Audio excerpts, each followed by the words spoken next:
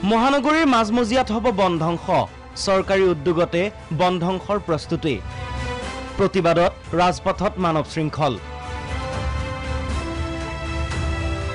চৰকাৰী পৃষ্ঠপোষকতাতে গুৱাহাটীৰ মাজমজিয়াত চলিছে বন ধ্বংসৰ প্ৰস্তুতি গুৱাহাটীৰ উন্নয়নৰ নামত কেইবা শতাধিক আপুৰুগীয়া গছ কটাৰ সিদ্ধান্ত লৈছে চৰকাৰে উত্তৰ গুৱাহাটী আৰু ভৰলুমুখক সংযোগ কৰি নিৰ্মাণ হ'বলগীয়া দলঙৰ বাবে এই বন ধ্বংসযোগ্য স্মাৰ্ট সিটি প্ৰকল্পৰ স্বাৰ্থত প্ৰকৃতিৰ স্বাৰ্থ বিৰোধী কাণ্ড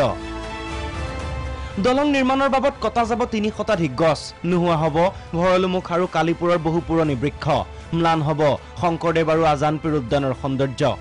সেয়ে স্বতঃস্ফূৰ্তভাৱে প্ৰতিবাদ কৰিবলৈ ইয়াৰ বিৰুদ্ধে ওলাই আহিল বহু সচেতন নাগৰিক দেওবাৰে মাছখোৱাত হাতে হাতে বেনাৰ লৈ মানৱ শৃংখল কেইবা শতাধিক লোকৰ যাৰ মাজত আছিল কণ শিশু আমাক লাগে কিন্তু গছ কাটি পাৰ্ক ধ্বংস কৰি আমাক উন্নয়ন নালাগে তোৰ পৰা তেওঁলোকে কৰিম বুলি ভাবিছে সেইটো অলপ আগুৱাই লৈ যাব পাৰে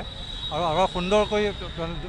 একো ক্ষতি নকৰাকৈ তেওঁলোকে দলংখন কৰিব পাৰে ইয়াত এটা প্লানিঙত গছ লগোৱা হৈছে নেল মাছেজৰ এটা খুব এটা মনৰ দুখ লাগিছে যে কোনো প্লানিং নোহোৱাকৈ এইটো গছটো কাটা হ'ব ইপিনে বন ধ্বংসৰ ফলত প্ৰভাৱিত হ'ব অঞ্চলটোৰ পৰিৱেশ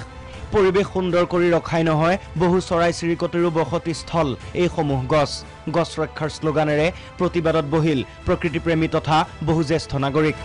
আপোনাৰ স্মাৰ্ট সিটি মিছনৰ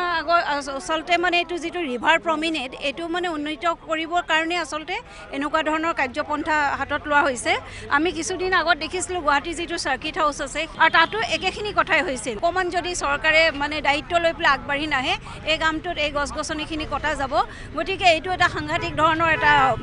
বেয়া কথা হ'ব সকলোৰে প্ৰশ্ন গুৱাহাটীৰ উন্নয়নৰ নামত কিয় বাৰে বাৰে ধ্বংস কৰা হয় গছ গছনি প্ৰতিবাদকাৰীসকলৰ দাবী চৰকাৰে সলনি কৰক দলং নিৰ্মাণৰ স্থান ৰক্ষা কৰক আপুৰুগীয়া গছ গছনিসমূহ ৰক্ষা কৰক প্ৰকৃতি